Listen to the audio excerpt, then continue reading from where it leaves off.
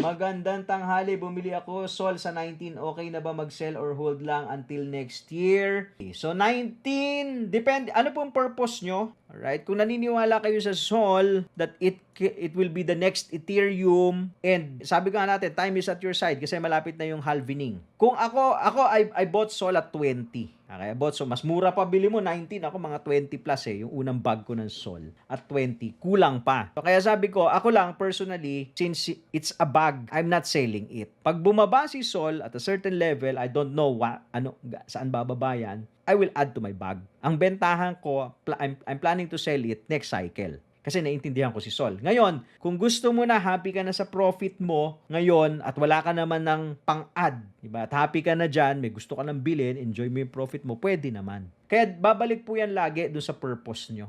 Napaka-importante na every time na magpapasok kayo sa trade, may purpose. Okay, long term, bag ko ba to o swing trade ko lang? So, importante po yon. Lahat yan nandun sa ating website. Kaya follow for more Tito Moves!